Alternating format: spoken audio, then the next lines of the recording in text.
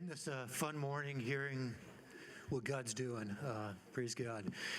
So Jim Peevey has been the chairman of our board here for Barnabas Group in San Diego since it was established in 2008.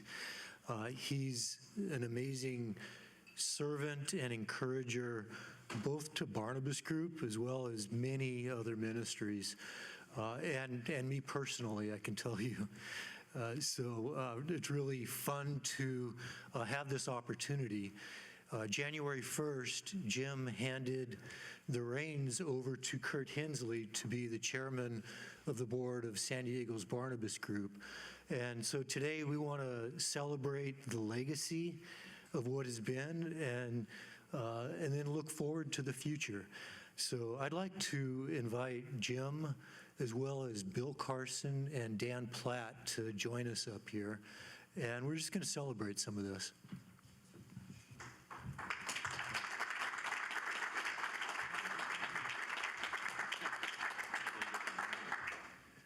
Bill, here you go. You are up. Okay. Well, you're not getting the world's greatest speaker here this morning following some of the great ones that we've got out there. But the whole idea is to, the whole idea? No, you can shoot. Well, tell I'm a rookie. The whole idea is to say something very kind about Jim. Jim and I are very, very close friends, so this is going to take a little bit. Jim and I first met while participating in the master's program in the very first class that Bob Shank held here in San Diego from 2005 to 2007. But we really got to know each other and developed a friendship over the following 15 years serving together on the Barnabas board from 2008 till today. I've always been impressed with Jim's ability to multitask.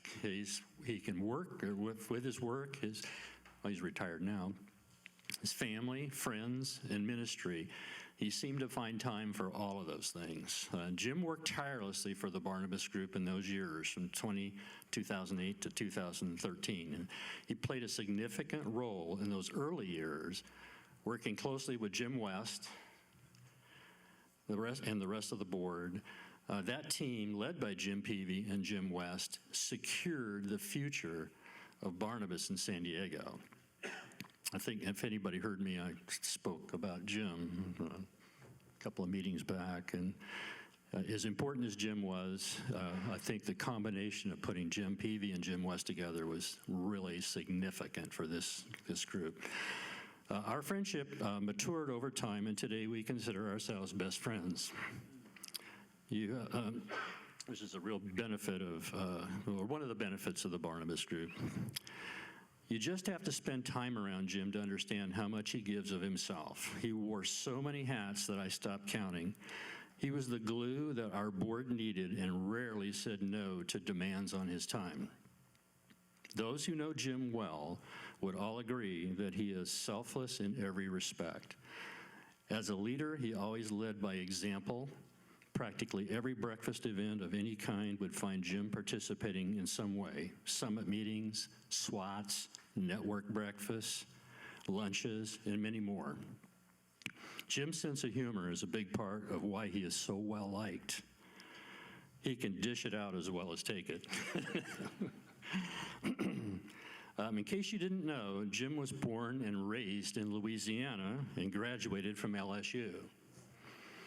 He is a rabid fan of the LSU Tigers, not to be confused with the Auburn Tigers.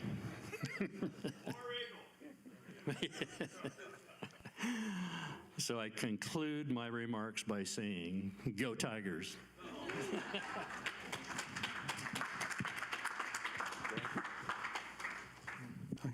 My name is Dan Platt, and I was also in that first master's program, with Jim Peevey and Bill Carson.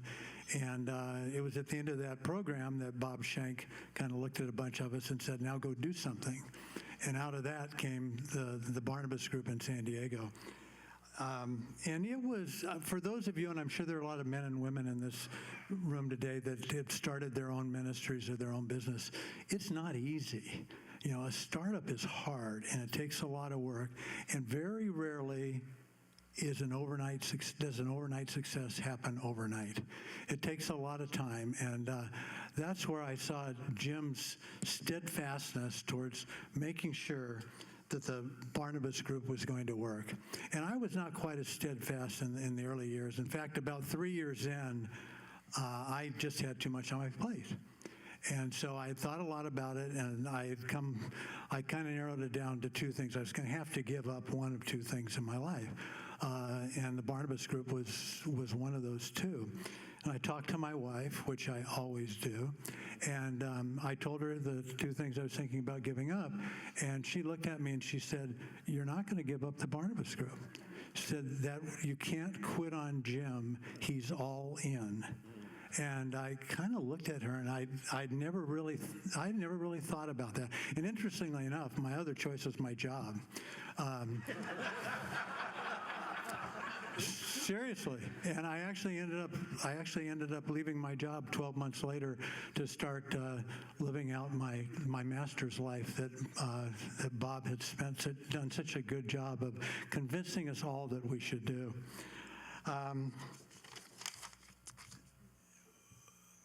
Let's see, where am I here? I had lived, now I have to say the important stuff.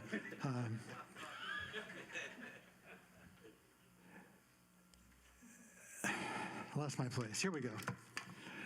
The thing you realize about leadership, and I always wondered why Bonnie said Jim's all in. What did she see in Jim? Because she wasn't in meetings with Jim. We would do things socially together. She would come to the Barnabas Group. But she had seen something in Jim that I guess I hadn't quite seen yet. And one of the things that you learn in life is that leadership is not a one-size-fits-all type of endeavor. Everybody's a little bit different. And what she had seen in Jim that I started to see over the years were really three things. Number one, Jim's a quiet leader. He's not going to be the guy with the sword pulled, running up a hill, getting everybody to run up behind him. Jim spends a lot of time just pouring himself into anything he does. Secondly, he was 100% committed to Barnabas. And you can't quit on somebody like that. You need to support him in however you possibly can. And number three, Jim is selfless. For those of you who know Jim very well, he's the type of person who will just do it. He'll never tell you how much more he's doing than you are. He just does it, and he leads by example. And I guess lastly, Jim's all in. So Jim, thank you. It's been a privilege to serve with you on the Barnabas Board.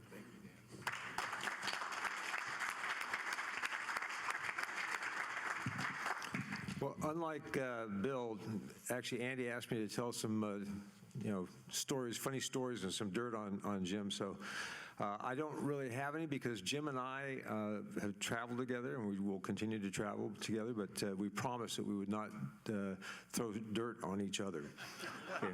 But I will tell you that we were in Nepal, and he gave his very sharp knife to one of our Sherpas who almost cut his hand off. But that's a story Jim can tell you. As I mentioned, I've traveled to Nepal, to Israel, to Guatemala, with both, and front sight actually up in Nevada, which is probably the most dangerous, with both Bill Carson and with Jim. Those are just a few of our excursions. The San Diego Barnabas Group, none of us would be here today if it weren't for Jim. None of us. He's recruited members, he's invited countless guests, he's hosted many SWAT team meetings, he's attended many networking breakfasts. He's given of his time and his resources. He's interviewed several ministries with me who've presented here over the years, and I can go on and on and on about all the things Jim's done. I'm proud to call him a friend, and I look forward to many more adventures together. We're going to be hiking together this summer in England, and so I look forward to that and hope he doesn't push me off a cliff. All right, thank you.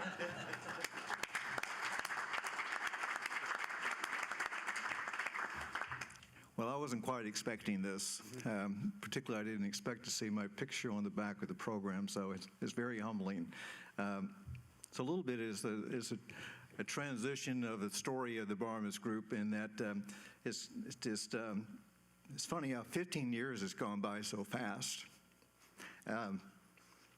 We were, I'm a history buff, And in that, I love the story of Lewis and Clark journey. It was called the Corps of Discovery Expedition. To chart an east-west passageway across what was our new country. Well, I will call Bob Shank and Jim West our Lewis and our Clark. Yeah.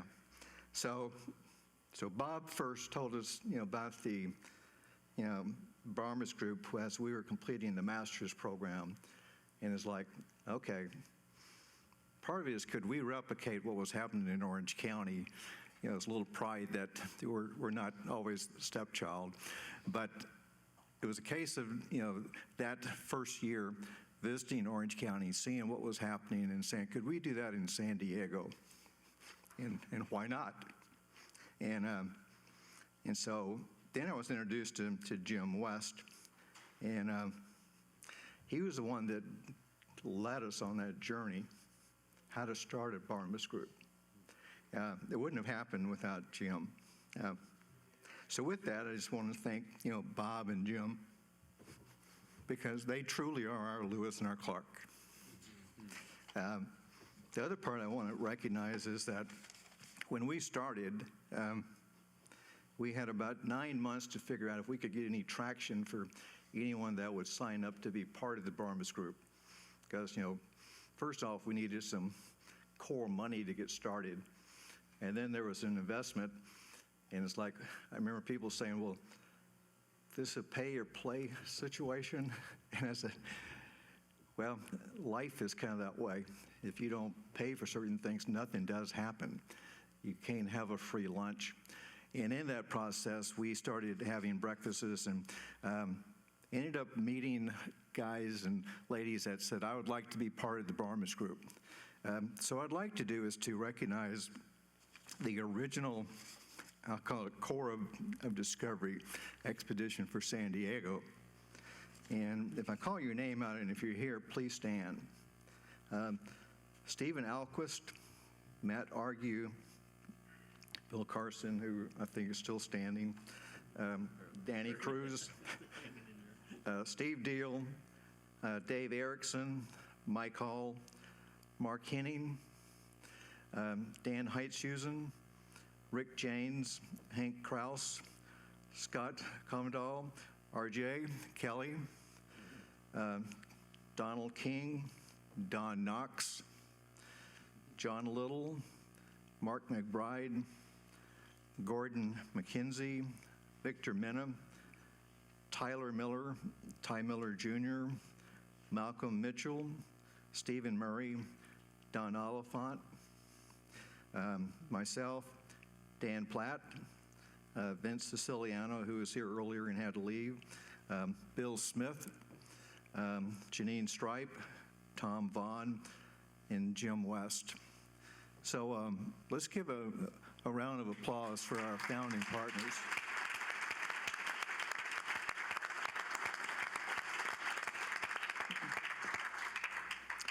Yeah, the past 14 plus years have been a true blessing as we look back that we've had the opportunity to hear from over 300 ministries.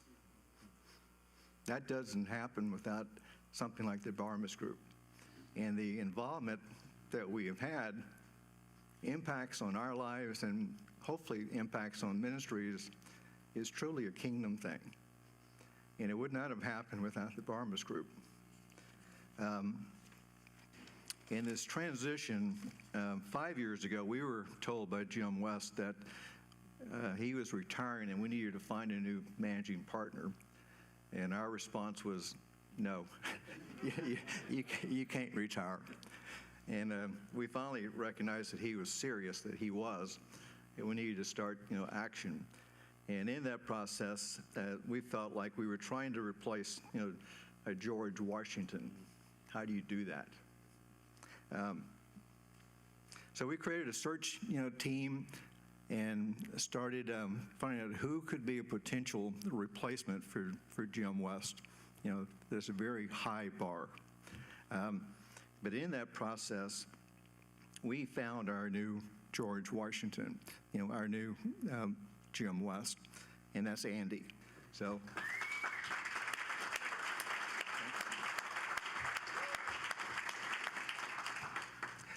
So Andy and his wife, Michelle, you won't believe the amount of hours that they put in. Jim West told him he could do the job in 20 hours a week or less. Well, he found out it was more than that. So I just thank Michelle for hanging in there. And also want to thank the number of people that have come around Andy to step into roles of leadership. It's too often when someone seems to be doing the job that no one wants to volunteer. But there's things you can do without being asked to do it. You can ask someone else, can I help you? And that's what's been happening. Partners have been stepping in saying, how can I help? And it's truly making a difference, because it's not a Lone Ranger organization to show up 4 times a year and be entertained. There is so much that goes on the rest of the time, through the SWAT meetings, the breakfast, lunches, meeting with ministries.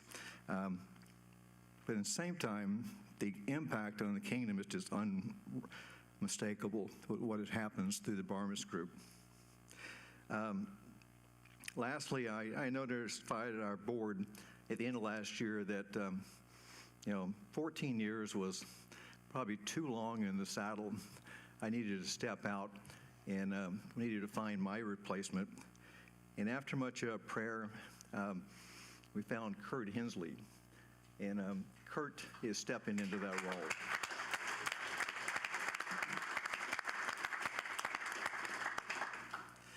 So, as I said earlier, effective January the 1st, Kurt is the new chairman of the board. He will be leading our board in the years to come. And just want to thank Kurt, because initially when I asked him, he said no. But he found that there was a change in his schedule that God brought about that allowed it to happen. So we're just honored that that can happen. I would like to, all of our Barnabas partners, just to thank you. It's, years ago, mine too fast. But at the same time, it was interesting when I was asked to serve as the board chair. It was like, not me. It's got to be someone else. And I was reminded of something I saw on TV years ago, way back, and it was a TV program with Johnny Carson, and he had Dean Martin and Bob Hope on stage, and the other guest was a guy called George Goebel. And George was asked about all these guys and how he felt, and he said he felt like a pair of brown shoes in a tuxedo world. And I kind of felt that way. I was the brown shoes in the tuxedo world. So I just want to thank each of you for allowing me to serve. I'm not disappearing. I'm just stepping into a new role. So thank you very much.